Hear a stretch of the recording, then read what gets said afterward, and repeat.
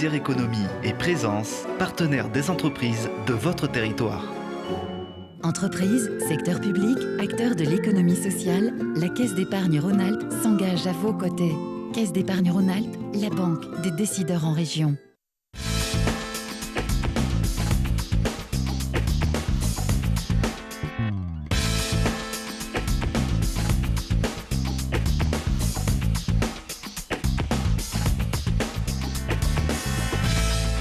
Bonjour à tous, très heureux de vous accueillir dans Classe Affaires, le club de l'économie en Isère. Chaque mois, vous le savez, nous découvrons les entreprises qui font la richesse de notre département. Avec des experts, des témoins, des reportages, nous décortiquons les rouages de l'économie. Pour nous accompagner, bien sûr, mon complice, Alain Denisot. Bonjour Alain. Bonjour. Je rappelle que vous présidez le directoire de la Caisse d'épargne Rhône-Alpes. Vous êtes notre expert dans votre chronique ce mois-ci. On va parler de l'épargne réglementée. Il y aura aussi la question de l'internaute. Oui, sur le cashback. Le cashback, une nouvelle façon de payer. Le statut de l'étudiant entrepreneur, il permet de poursuivre ses études tout en se lançant dans l'aventure de la création d'activités. Il offre notamment la possibilité de bénéficier d'un accompagnement, de formation, parfois même de financement. À Grenoble, la pépite Osée suit cette année près de 110 projets, un peu plus même. Témoignage dans un instant. Et puis, focus sur la SDH, le premier bailleur social de l'Isère. Elle gère 20 000 logements et on construira près de 700 cette année. Autour d'elle gravite tout un écosystème local. Une réussite exemplaire et 70 ans d'histoire, puisque la SDH est née en 1948. À l'époque, c'était pour loger les employés des industries grenobloises. Voilà donc pour le sommaire, c'est parti. Installez-vous confortablement pour un nouveau voyage en Classe Affaires dans le club de l'économie en Isère.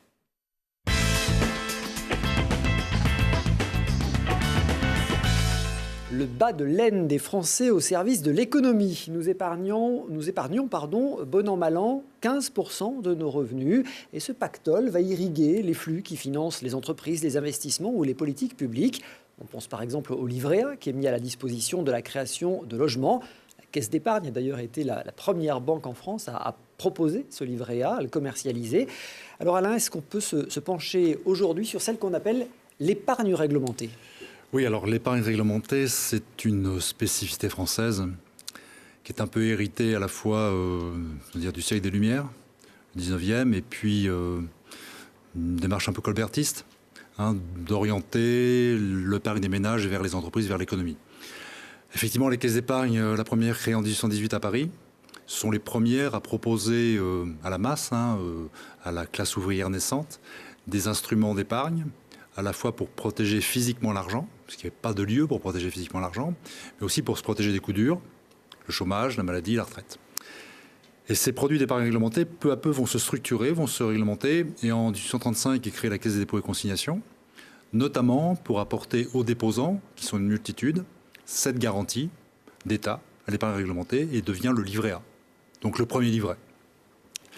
Cette épargne réglementée finance d'abord les projets publics, l'État finance les efforts de guerre, et puis petit à petit s'oriente de plus en plus vers des enjeux socio-économiques en rapport avec le développement de la société, et notamment en rapport avec la création des habitations à bon marché, du logement social, dans l'idée, et c'est important, de dissocier le contrat de travail du lieu d'habitat. Parce qu'initialement, dans les grandes entreprises, les grandes industries, l'habitat était fourni par l'employeur. Et donc, dans les années fin du 19e, début du 20e, se développe cette épargne pour financer le logement social.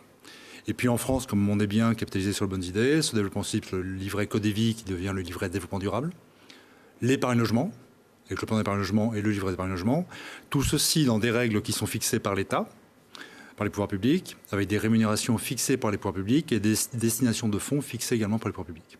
Et c'est vraiment une spécificité très française. Il y a un peu d'épargne réglementée en Angleterre, mais c'est très, très franco-français. Donc une spécificité française. Entendu, qu'est-ce que représente cette épargne réglementée dans le pays ? Quels sont les principaux supports ? Alors principalement le livret A. Aujourd'hui, plus de 80% des Français ont un livret A. Ouais. Avec un encours moyen de 800 à 1000 euros. Donc on est vraiment sur une masse d'épargnants. Et c'est ce qui fait la solidité du système. Et je pense que ce système-là, on ne pourra pas le recréer aujourd'hui. Je pense que les autorités bancaires internationales nous empêcheraient de le faire, parce qu'on peut faire avec du livret A qui est disponible à vue, puisqu'on peut dans n'importe quelle agence bancaire depuis 2008 qui peuvent ouvrir du livret A pour retirer son épargne et faire des financements à 30, 40, 50 ans, notamment au bénéfice et à l'intérêt du logement social. Donc le livret A. Le livret A. Ensuite, l'épargne logement. Le PEL. Le plan d'épargne logement, qui est devenu surtout un instrument d'épargne. On ne peut pas se cacher les choses. Et puis après, le livret développement durable, qui est plus orienté vers les entreprises et l'économie sociale. Donc on a un système qui est très solide, très stable, très bien connu des Français, et qui finance l'économie, parce que de fait, les fonds sont soit réemployés par des canaux spécifiques, comme le logement social, soit réemployés par les banques, qu'elles soient nationales ou régionales, au service de l'économie des territoires. Il faut dire que c'est une masse globale qui est énorme, hein, cette épargne réglementée. L'épargne réglementée, aujourd'hui, c'est plus de 700 milliards d'euros. Et ça représente plus ou moins 15% de l'épargne financière des ménages, challengée par l'assurance vie, qui est une forme d'épargne réglementée, même si elle est beaucoup plus libre, réglementée au sens fiscal, hein, puisqu'il y a des avantages fiscaux qui sont attachés à l'assurance vie. Est-ce qu'on peut considérer du coup que cette épargne réglementée, elle a un rôle d'utilité publique ? Elle a un rôle natif via le livret A, bien évidemment, pour permettre à toutes les populations de se loger via le logement social. Je crois que c'est un dispositif qui est très performant dans notre pays, avec une vraie capacité à proposer des logements de plus en plus qualitatifs à l'ensemble de la population. C'est cette capacité aussi à transformer cette épargne à vue en capacité de financement à long terme, et je pense que ça, c'est un modèle quand même assez extraordinaire. Et puis, ça permet aussi aux plus modestes des Français de se constituer une épargne de précaution disponible à vue, et donc extrêmement connue et publicitée, et à tous les âges, puisqu'on peut ouvrir un livret A, y compris à un nouveau-né. Donc c'est un produit qui est très, très, très répandu. Et puis, les produits d'épargne comme le livret développement durable, qui vient souvent après le livret A dans la détention du patrimoine du client, et le plan d'épargne logement sont aussi largement publicités. Ce sont des produits qui sont très, très communs finalement dans l'univers des placements financiers des Français. Et le livret A bénéficie d'une garantie de l'État, ce qui n'est pas négligeable non plus, même si les banques françaises sont extrêmement solides et que cette garantie ne se mettra jamais en œuvre, j'en suis certain. Cette épargne réglementée, est-ce qu'elle n'est pas pénalisée, est-ce qu'elle n'est pas compromise par les taux très bas actuellement sur le marché? Alors, les taux d'intérêt sont effectivement très bas aujourd'hui. Alors, si on prend le livret A qui est à 0,75%, c'est un livret qui est défiscalisé, net d'impôt. Donc, trouver des placements disponibles à vue à 0,75% net d'impôt, ça n'existe pas ailleurs. Voilà. Si on prend les livrets d'épargne dans les pays adjacents en Europe, en Belgique, en Allemagne, les livrets d'épargne sont à 0,10%. Hein. Donc, le livret A, les livrets d'épargne réglementés sont assez bien rémunérés. Et puis, l'intérêt des taux d'intérêt, enfin les taux d'intérêt peu élevés, servent aussi le financement de l'économie, puisqu'en fait, ça permet d'accéder à des ressources de crédit qui sont très peu chères, soit bien sûr sur le logement social, on en a parlé, mais aussi sur les crédits immobiliers, les crédits professionnels, les crédits aux entreprises. Donc, c'est finalement un équilibre entre la défense des intérêts de l'épargnant et puis la défense des intérêts des acteurs de l'économie qui investissent. Et aujourd'hui, à 0,75 ou 1%, on est sur un équilibre qui est assez pertinent de mon point de vue. Merci Alain. À retenir donc notamment que cette épargne réglementée des ménages représente plus de 700 milliards d'euros en France et que les Français ont placé plus de 10 milliards d'euros rien que sur le livret A en 2018.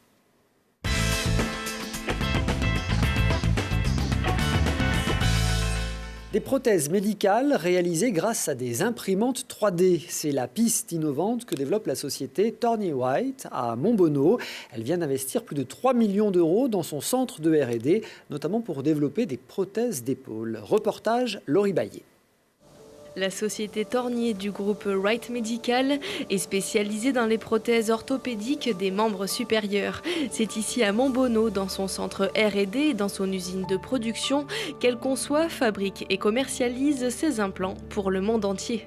La société Tornier Group Wright est née dans les années 40, ici, à Montbonneau. Nous avons développé d'abord des solutions d'ostéosynthèse pour les fractures du fémur, et puis petit à petit des prothèses de hanche monobloc révolutionnaires. Dans les années 50, une première prothèse totale sans ciment, puis des prothèses de genoux. Et enfin, dans les années 90, la première prothèse d'épaule anatomique qui s'appelle Equalis. L'entreprise Tornier propose une technique de fabrication de pièces uniques et personnalisées. Elle a investi près de 3 millions d'euros dans des imprimantes 3D. Alors aujourd'hui, ce qui est innovant, c'est qu'on utilise une fabrication ce qu'on appelle additive, c'est-à-dire que plutôt que d'usiner des pièces, Je pense au tournage, au fraisage. On va venir imprimer des pièces, imprimer 3D, c'est très tendance. Et ça a vraiment révolutionné ce qu'on peut faire, ce qu'on sait faire, et la forme et les implants qu'on distribue aujourd'hui. La société est en lien constant avec les médecins et les hôpitaux pour développer et tester ces implants. Elle voit déjà les prothèses de demain. Je pense qu'on peut associer aujourd'hui aux implants des capteurs qui vont permettre de suivre les mouvements du patient post-opératoire, qui vont permettre de déceler des problèmes de fixation de l'implant, qui vont permettre de déceler des infections éventuelles. Donc je pense que la prothèse de demain, ce sera une prothèse intelligente. La société commercialise également des logiciels permettant aux chirurgiens de poser au mieux ces prothèses. Numéro 2 mondial du marché de l'épaule, l'entreprise Tornier Groupe Wright Medical espère devenir le leader d'ici à 2020. Et sur son site de production du Grésivaudan, Tornier produit 355 000 prothèses chaque année pour un chiffre d'affaires de 150 millions d'euros. L'entreprise et sa politique d'innovation sont sélectionnés par Classe Affaires pour le prix Innover pour gagner. Il est remis en mars lors du forum du même nom au World Trade Center.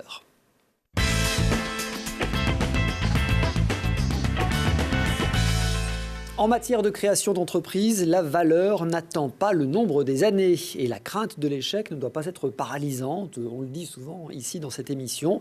Et on peut par exemple parfaitement mener de pair ses études et le lancement d'une aventure économique. Le statut d'étudiant entrepreneur permet en effet de proposer un cadre et un accompagnement. On en parle avec deux invités, Georges Veil, le directeur de Pépites Osées, bonjour. Bonjour. Et Émilie Barou, qui est étudiante entrepreneur. Bonjour. Vous avez créé Troisième Jardin. Alors, on va faire connaissance. Pépites, d'abord, c'est un acronyme. Hein ? Oui, Pépites, ça veut dire pôle étudiant pour l'innovation, le transfert et l'entrepreneuriat. Il y en a une trentaine en France, par académie. Bon, et alors, Oser, puisque c'est la pépite Oser, on a bien compris, c'est une bonne idée. Il ne faut jamais hésiter à l'amener à bien, c'est ça? Alors, Oser, c'était notre nom de marque bien avant que les Pépites soient créées. À Grenoble, on a créé une structure pour l'entrepreneuriat étudiant en 2002. C'était la maison de l'entrepreneuriat. La maison de l'entrepreneuriat étudiant, et Oser est notre marque depuis ce moment. Alors on va voir effectivement ce qu'est ce statut d'étudiant entrepreneur et comment vous l'accompagnez. Émilie, vous avez une trentaine d'années, vous êtes docteur en chimie et en biologie, vous avez suivi un post-doctorat de 2 ans au CEA et à l'issue vous avez souhaité créer votre entreprise Troisième Jardin. Oui, donc Troisième Jardin, c'est l'entreprise que j'ai créée pour aider les consommateurs à se réapproprier le contenu de leur assiette et à se questionner sur l'impact de ce qu'ils mettent dans leur assiette. Voilà, moins jeter, mieux conserver, mieux transformer finalement les produits frais. Exactement. Donc la mission que je me donne à travers Troisième Jardin, elle se décline en 3 actions. La principale, c'est la marque que j'ai créée, Les Invoulus. Donc à travers de cette marque, voilà, il y a quelques produits que j'ai ramenés aujourd'hui.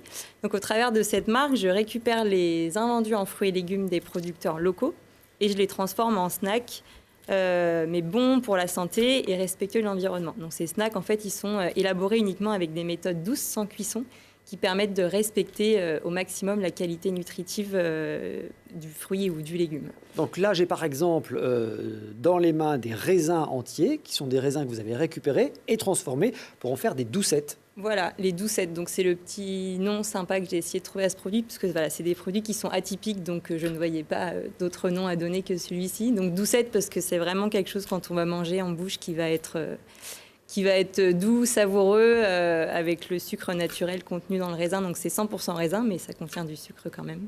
Et ces produits donc frais, fruits ou légumes, sont transformés, mais sans cuisson. Hein. Voilà, donc majoritairement avec le séchage. Donc les produits que j'ai amenés aujourd'hui sont séchés.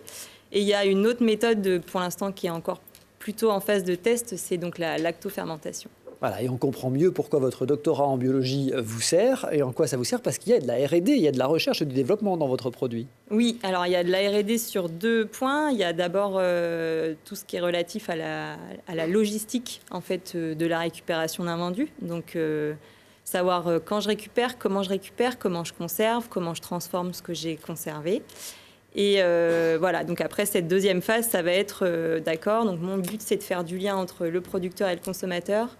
Donc, quel produit je vais élaborer pour que les gens s'approprient facilement ces invendus que j'ai récupérés.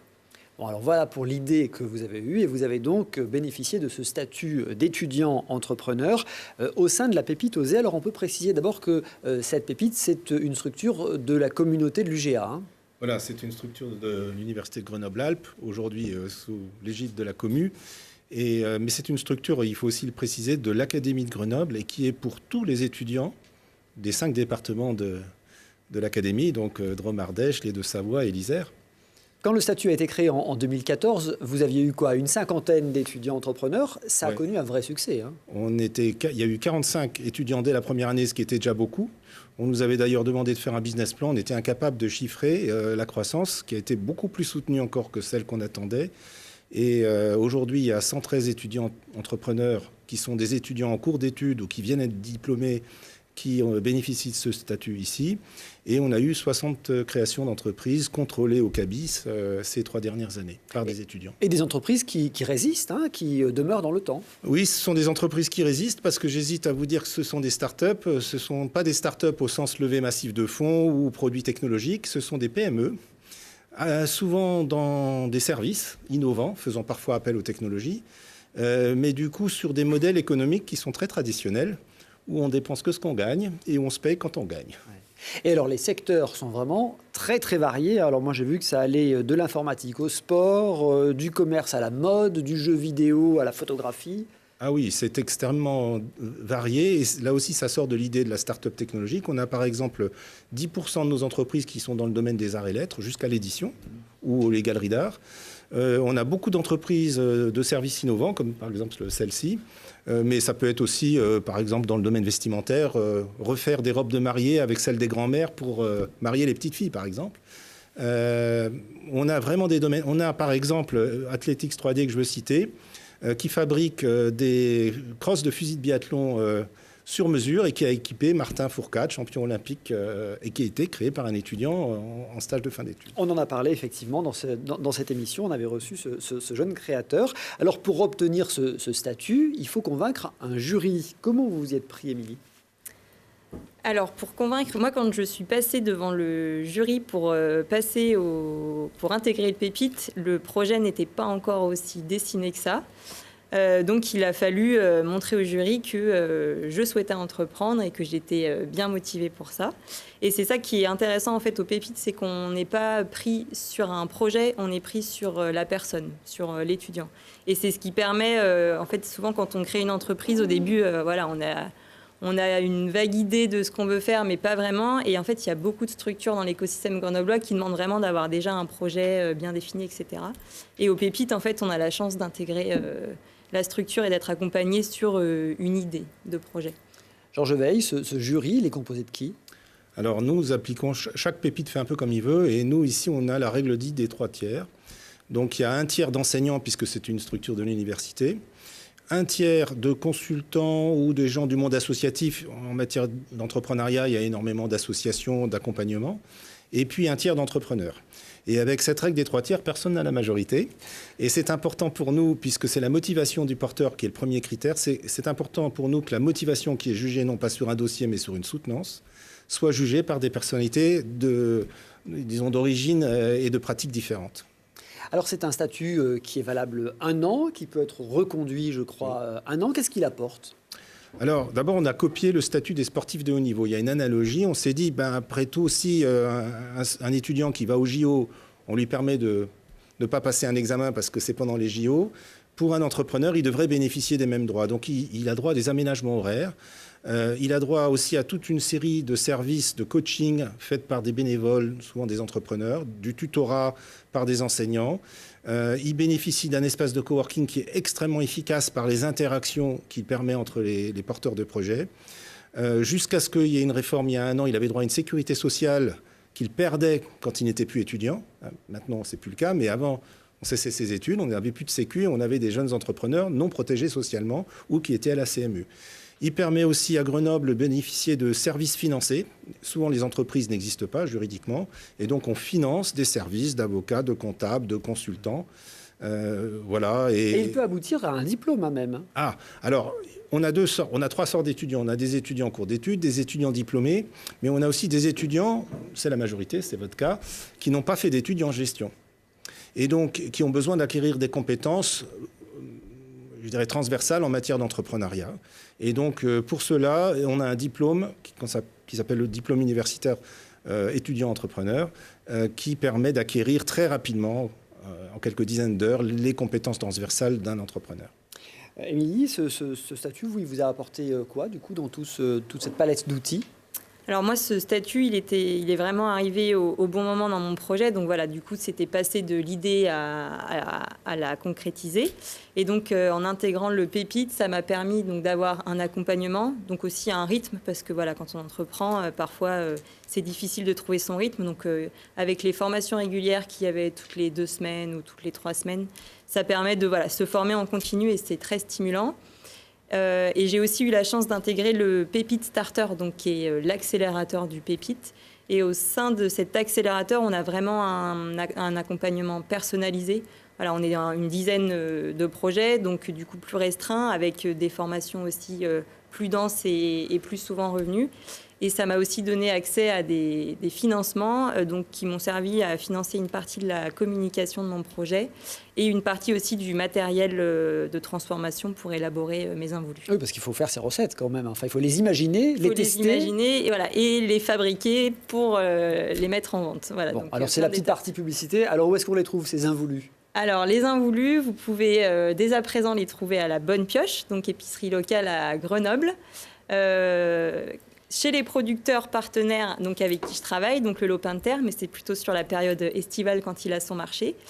Et vous pouvez aller voir dès demain sur mon site internet, vous pourrez aussi commander des paniers d'involus à retirer en point relais à Grenoble. Voilà, très, très prochainement, la fin de semaine, ça se met en place. Le site internet, c'est très simple, 3e jardin, vous trouvez ça très très facilement. Alain, un statut intéressant pour mettre le pied à l'étrier finalement, pour inciter à la création d'entreprises. Oui, tout à fait. Bon, moi, ce que je comprends, c'est qu'au cœur, il y a l'entrepreneur, son projet et son envie, l'envie de porter quelque chose, et puis tout cet écosystème intelligent qui est mis en œuvre, à la fois bien sûr économique, de conseil, mais aussi un peu de sécurisation. C'est vrai que d'être étudiant, entrepreneur, un peu couvert par les règles de mutualisation des assurances et de la collectivité, je trouve ça intéressant parce que ça permet de franchir le pas. Et puis, dans quelques mois, quelques semestres, de vraiment devenir un entrepreneur autonome dans la vie économique de la ville. C'est très, très pertinent. Bravo. Merci en tout cas d'être venu. J'ai goûté avant l'émission, c'est délicieux. C'est très bon. Alors, on vous fait confiance. Émilie Barou, merci beaucoup. Georges Veil, merci. J'ai un message à faire passer. Le 21 mars prochain, sur le campus de Saint-Martin-d'Air, nous faisons Projet Expo. C'est un salon où une douzaine d'entrepreneurs vont exposer leurs projets. Et c'est ouvert au grand public. Donc c'est de 12h à 18h au bâtiment F sur le campus de Saint-Martin-d'Air. Le 21 mars, on y sera. Merci beaucoup. Merci d'être venu sur le plateau. Dans un instant, la Société dauphinoise pour l'habitat, la SDH. Elle est née il y a 70 ans. Elle gère, mais aussi construit, rénove et entretient un patrimoine de 20 000 logements pour 40 000 locataires. Mais son modèle économique pourrait bien changer. On en parle dans un instant.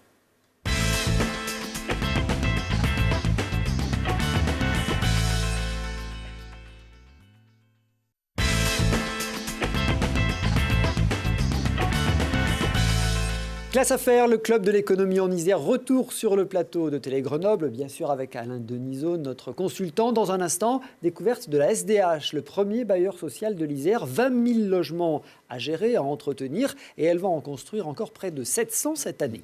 Avant cela, la traditionnelle question de l'internaute. Donc Classe Affaires, vous le savez, vous pouvez envoyer vos questions à notre expert qui répond à vos interrogations. Alain, cette semaine, une question d'Evelyne qui s'interroge sur un nouveau moyen de paiement. Elle veut savoir ce qu'est le cashback. Alors le cashback, c'est plutôt un nouveau moyen d'avoir accès à des espèces qui n'existent pas encore en France, qui n'étaient pas réglementées en France, qui existent dans d'autres pays européens, en Belgique, en Allemagne.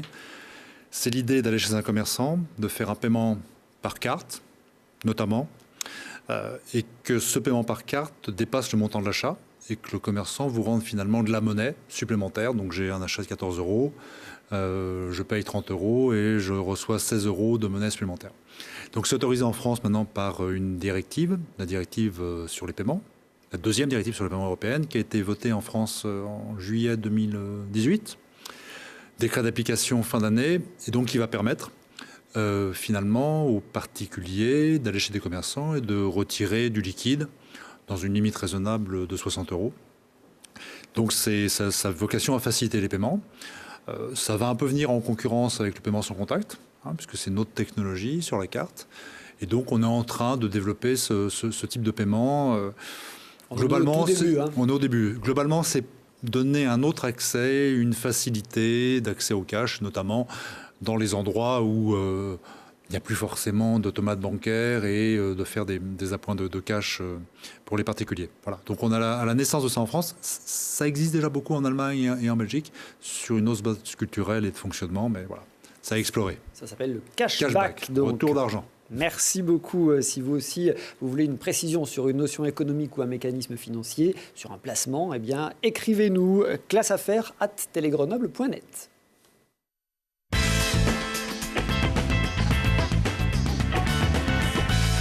Les dépenses des uns font les recettes des autres. C'est la base même d'un système économique. Sur un territoire local, cette interdépendance est encore plus sensible entre les différents acteurs, tournant parfois à la symbiose. C'est le cas pour la SDH, la Société dauphinoise pour l'habitat. C'est le premier bailleur social en Isère. Il fournit du logement à ses locataires et des marchés à de nombreux professionnels, notamment dans le secteur du bâtiment.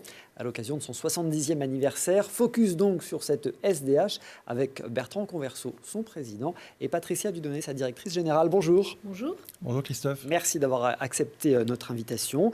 La SDH, la Société dauphinoise pour l'habitat, bon, on connaît tous le logo, le sigle, créé juste après-guerre. Oui, tout à fait. La SDH a été créée en 1948, portée sur des fonds baptismaux. À l'époque, des entrepreneurs et industriels locaux, tels que, je vais en citer quelques-uns, bien sûr les emblématiques, Balthazar Écotte, Néré Bélier, Kuhlmann et bien d'autres, ont dû répondre à une attente et à un fort besoin de demande de logement de leurs salariés. Et donc, ils ont créé la Société dauphinoise d'habitat à bon marché, la SDH BM à l'époque. Ces industriels ont tout de suite remarqué très rapidement qu'il y avait un réel besoin de logement. On est à l'après-guerre, la France se reconstruit, d'énormes besoins de logement. Et ils se sont dit, on va jouer sur les trois piliers que sont le logement, l'activité et le territoire. Ils sont aperçus très rapidement, comme vous l'avez dit Christophe, que ces piliers n'étaient indissociables. Et c'est ce qui fait les fondements de la SDH. Alors, le territoire et le local, on va beaucoup en parler dans cette interview, parce que c'est un ADN, un marqueur important pour la SDH. Oui, tout à fait. Ouais. Le territoire. Comme je vous l'ai dit, très rapidement, ces industriels se sont aperçus que le lien très fort de ces trois piliers entre le territoire, le logement et l'activité. Chacun au service l'un des autres. Le logement au service des salariés, le salarié au service de l'activité et l'activité, bien sûr, au service du territoire. Donc ce maillage très fort et très prégnant sur le territoire. Voilà, c'est cette fameuse interdépendance, cette symbiose que j'évoquais en introduction. Alors je le disais, la SDH, c'est le premier bailleur social de l'Isère. Les chiffres sont impressionnants, 40 000 locataires hébergés. Oui, 40 000 locataires hébergés. Nous sommes prêts pour le cashback. C'est une boutade. Donc, on innove à l'SDH, mais pas à ce point-là, pas tout de suite. Oui, 40 000... Ça fait 20 000 logements 20 000 logements à peu près sur le département, sur 149 communes. Donc on couvre vraiment l'essentiel du département et tous les bassins de vie du département. Bon, 227 salariés, donc c'est une énorme entreprise. Chiffre d'affaires de quoi, 86 millions, c'est ça? Un peu plus de 86 millions, entre 86 et 90 millions. Quand on n'est pas bousculé par les décisions nationales, on est plus près des 90. Quand on est bousculé plus près des 86, mais c'est effectivement un modèle économique qui est au service de ce territoire et de ses locataires. Alors, votre métier, c'est la gestion de ces logements, mais pas uniquement, Non, c'est un métier qui est complexe et qui s'oriente... Alors, il a trois piliers traditionnels, qui est la construction, bien sûr, pour répondre à la demande, la gestion, puisque ces 40 000 locataires dans ces 20 000 logements, il faut être auprès d'eux, il faut être en proximité. Et puis, il faut gérer aussi notre action sur les territoires. Et puis, tout ce qui consiste en l'entretien courant et à la réhabilitation, la maintenance du patrimoine. Et c'est ajouté ces dernières années à une nouvelle activité qui monte en puissance dans notre modèle économique, qui est la vente. Oui, au sens le plus large. Vous vendez aussi, vous permettez l'accession à la propriété. Donc soit directement dans du neuf sur de l'accession sociale sécurisée, soit sur de la vente HLM. Alors on va revenir évidemment sur ces différents métiers, sur ces 70 ans d'histoire, sur l'évolution de la SDH au fil des décennies et depuis donc 1948. Reportage de Charlotte Faulkner. Nous sommes là parce que vous êtes ici, c'est le slogan de la SDH, la Société dauphinoise pour l'habitat, un slogan qui a du sens puisque sa création en 1948 est due aux principaux capitaines d'industrie du bassin grenoblois qui ont décidé d'agir pour loger leurs salariés en période d'après-guerre. À cette époque, elle s'appelle Société départementale d'habitation à Bonmarché de l'Isère. Après une première décennie d'activité, la société possède un parc de 1200 logements et un capital qui est passé de 1 à 37 millions de francs. Dans les années 1960, c'est près de 500 000 logements qui sortent de terre chaque année. 10 ans plus tard, elle contribue à la construction du quartier des Essarts à Échirolles et celui de l'Arlequin à Grenoble. La SDH est aujourd'hui présente dans 145 communes et gère un patrimoine de 20 000 logements sur le territoire isérois et compte 40 000 locataires et copropriétaires. C'est également le premier constructeur de logements sociaux en Isère. En 2018, la SDH aura injecté près de 72 millions d'euros dans l'économie locale. Dans le secteur du bâtiment, on dit qu'un emploi est créé pour environ 100 000 euros de travaux investis. La première entreprise sociale pour l'habitat en Isère fête ses 70 ans et pour son anniversaire, la SDH rejoint le groupe Action Logement. Leur but est de faciliter l'accès au logement pour favoriser l'emploi. Action Logement devient ainsi l'actionnaire majoritaire de la SDH aux côtés de la SAFILAF et de la Caisse d'épargne Rhône-Alpes. La Société dauphinoise pour l'habitat a de nouveaux engagements pour l'année 2019, produire 500 logements locatifs ainsi que 150 en accession sociale à la propriété et investir 50 millions d'euros dans la rénovation de plusieurs centaines de logements, y compris dans le cadre de programmes de réhabilitation thermique. Alors, 70 ans, résumé en 2 minutes, ça fait beaucoup de choses à commenter. D'abord, les différents métiers. La construction, on l'évoquait, et on voit bien le lien, évidemment, avec les professionnels du bâtiment. Les investissements sont importants. Oui. Comme il a été dit dans le reportage, pour l'année 2019, c'est 130 millions d'euros qui est d'investissement pour la SDH, aussi bien en réhabilitation, en logement neuf, qu'en logement en accession, en vente en accession sociale. Donc vous imaginez bien que ça irrigue tout le tissu économique local du territoire, aussi bien donc de la construction, pour la partie bâtiment bien sûr, mais aussi pour tous les services qui sont afférents à ces logements. Comme vous l'a dit Patricia, les logements, nous les gérons, nous les gardons. Donc 20 000 logements, il faut les entretenir tous les jours, les faire perdurer dans le temps, et du coup tout ça irrigue l'économie locale. Donc tout ça, c'est autant de PME évidemment qui travaillent avec vous. Alors intéressons-nous à la production de logements, tout type de logements. On le disait, c'est près de 700 logements qui seront construits cette année par la SDH. Alors, cette année, on aura à peu près 700 livraisons, c'est-à-dire on va avoir 700 nouveaux logements qui vont rentrer dans le patrimoine. Et en parallèle, on amènera ce qu'on appelle en niveau opportunité, engagement, 500 logements, 350 à 400 sur la partie locatif sociale et 100 à 150 sur la partie accession sociale. Pour mettre en œuvre ce programme relativement ambitieux, puisque Bertrand a également parlé de la question de la réhabilitation et des montants importants sur les réhabilitations, c'est 90 métiers qui se mettent en œuvre à la SDH, 90 métiers différents. Et c'est vrai que souvent les gens imaginent de l'extérieur un petit peu de la gestion, puis peut-être des gens un peu au recouvrement, et puis peut-être une personne à l'accueil. La diversité des activités sur lesquelles on intervient et les expertises qui sont portées par nos collaborateurs sont protéiformes et elles expliquent en plus le dynamisme de notre entreprise. Alors quand on évoque le logement, on évoque aussi un défi actuel, c'est la transition écologique et notamment la performance énergétique des bâtiments. Tout à fait. Alors, la performance énergétique des bâtiments, en fait, elle se traduit chez nous sur deux sujets principaux, notamment la construction neuve, bien sûr, qui répond à toutes les normes réglementaires en vigueur, voire au-delà, parce que le logement social a toujours été un laboratoire pour les énergies renouvelables et pour le développement de nouvelles façons de faire. Et puis aussi, surtout, sur notre parc existant. C'est très bien d'avoir 70 ans, mais nos logements, certains ont 70 ans comme nous. Donc, on a 70 ans à tous les deux. On avait compris. Donc, si vous voulez, la partie rénovation et la partie rénovation énergétique est une constante dans tous nos travaux de réhabilitation. Et ce pourquoi aussi, lorsqu'on intervient sur une enveloppe d'un bâtiment, sur le niveau énergétique d'un bâtiment, tout de suite, ça se connaît sur la quittance. Bien sûr. Sur les charges en particulier. Sur les charges, sur la quittance. On se doit d'offrir des logements confortables et avec un confort d'usage égal à ceux qui sont produits actuellement à tous nos locataires. Donc voilà, c'est pour ça que... Ça pousse à innover, effectivement. Tout à fait, tout à fait.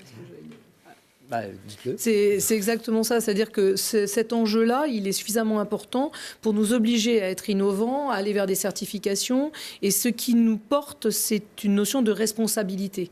Et cette responsabilité qu'on a même dans notre ADN, en portant une mission d'intérêt général, tout en étant en posture d'entrepreneuriat, puisque c'est vraiment ça l'ADN de la SDH. Oui, c'est bien ce modèle économique qui est intéressant d'observer ici. Alors on parlait d'innovation, la SDH, un bailleur social, innove aussi.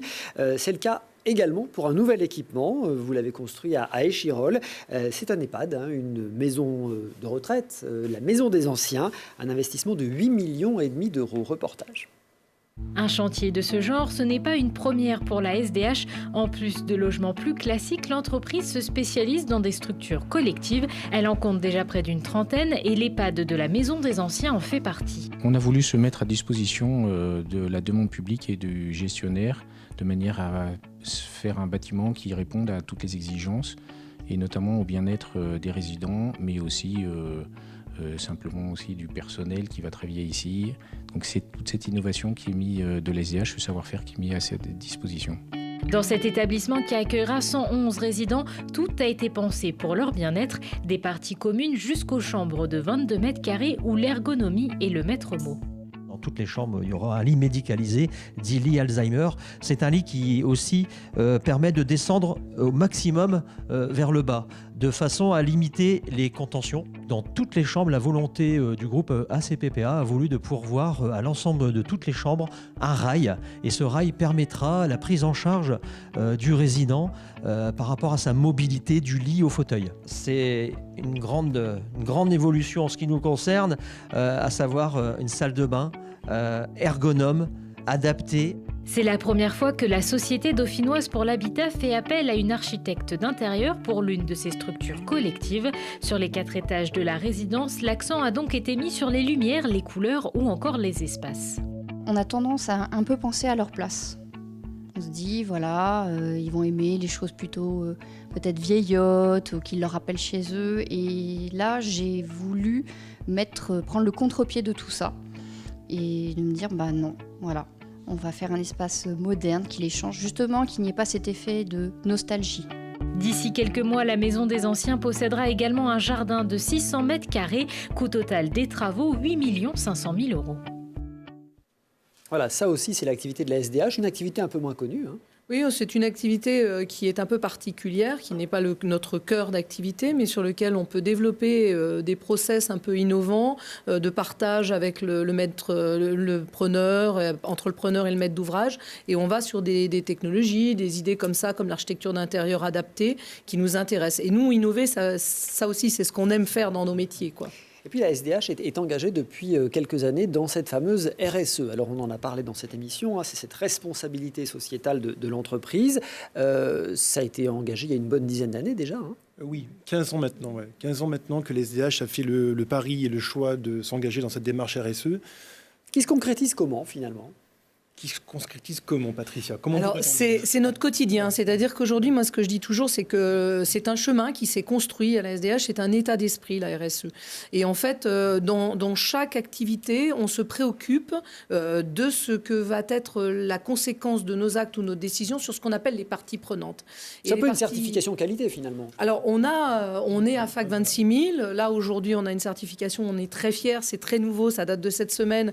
On est passé à un niveau exemplaire. On est 5 organismes HLM en France à atteindre ce niveau-là. Et donc, on est très, très fiers de ça. Ça, c'est la note qui est donnée par l'AFNOR ? C'est la note qui est donnée par l'AFNOR. Mais plus intéressant que ça veut dire que tous les jours, nos collaborateurs s'intéressent aux parties prenantes. Et d'ailleurs, c'est les parties prenantes, c'est les locataires, mais c'est aussi les collectivités, c'est les entreprises, c'est nos salariés également dans ce qu'on met en œuvre. Et c'est un peu regarder autour de soi, c'est répondre de ce qu'on fait, être capable d'expliquer et de répondre de nos actes. Et tout ça, ça irrigue l'entreprise et ça nous met sur le chemin de l'innovation du quotidien. C'est celle-ci qui est plus intéressante. Ça va jusqu'à l'engagement final vis-à-vis du locataire, Bien sûr, on a un certain nombre d'engagements, on a des chartes d'accueil, on a des chartes d'engagement, on fait ce qu'on doit faire et on le dit. Je pense que c'est aussi ça de être en responsabilité, c'est dire ce qu'on doit, le faire et ne pas aller aussi au-delà de ce qu'on doit. C'est pas notre rôle. Cette fameuse RSE dont on parle souvent. C'est vraiment devenu le quotidien de l'ensemble des acteurs et de l'ensemble des salariés bien sûr de la SDH, les 90 fiches de poste de la SDH. Tout le monde pense et vit RSE tout le temps et conçoit ses logements dans la durée, dans le temps, jusqu'à leur déconstruction également aussi, en prenant en compte l'impact qu'a notre travail sur tout le reste. Bon, et puis récemment, la SDH a rejoint le groupe Action Logement, hein, qui est un grand groupe, et qui devient l'actionnaire principal. C'est un vrai changement de gouvernance, ça. Oui, Action Logement devient notre actionnaire de référence. Alors tout d'abord, on a subi un petit changement, un petit bouleversement de notre modèle. C'est qu'on nous a un peu amputé de certains de nos revenus. Ça, c'est les décisions nationales, décisions de l'État. Les décisions nationales qui font au niveau de la SDH, ne serait-ce que pour l'année 2019, plus de 5 millions d'euros de moins dans les caisses de l'SDH. Donc notre potentiel financier, vous voyez un peu ce qui a été impacté grandement. C'est les fameuses règles de financement du logement social dont on a beaucoup parlé, qui ont fait la une de l'actualité il y a quelques mois. Aussi, bon, ce qu'on appelle la RLS, les réductions de loyer de solidarité, et le rehaussement de la TVA de 5,5 à 10%. Donc ils font que un modèle économique un peu bouleversé. Tout à fait. Donc ça a mis la gouvernance de l'SDH à réfléchir sur l'avenir. Je reviens à ce que j'ai dit en introduction. Les fondamentaux de la SDH, les industriels, les entrepreneurs de l'époque ont toujours voulu un modèle de société innovant et qui s'adapte au temps actuel et qui aussi essaye d'envisager l'avenir. Donc c'est ce que nous avons entrepris comme travail depuis 1 an et demi.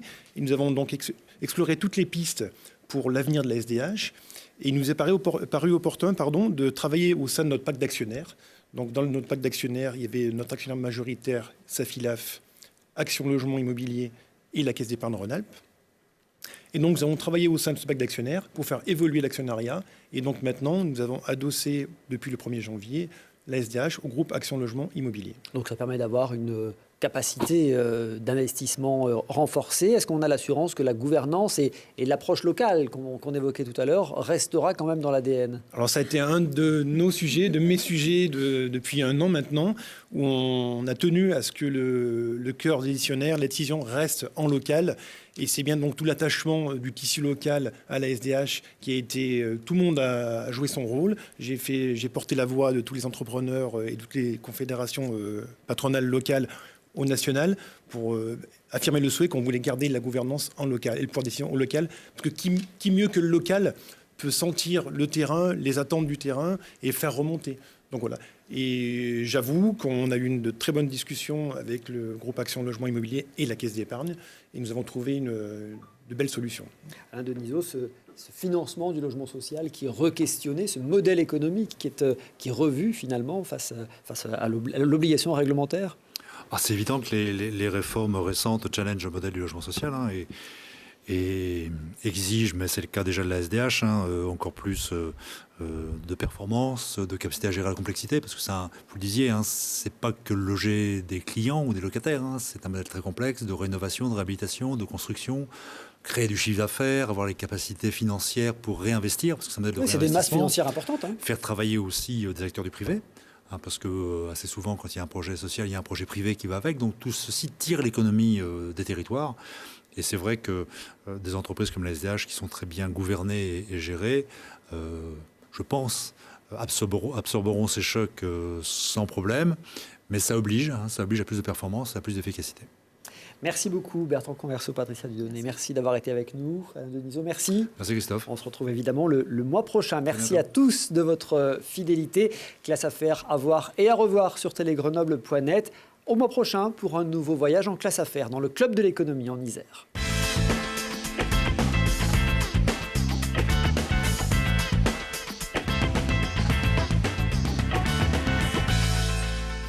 Entreprises, secteur public, acteurs de l'économie sociale, la Caisse d'épargne Rhône-Alpes s'engage à vos côtés.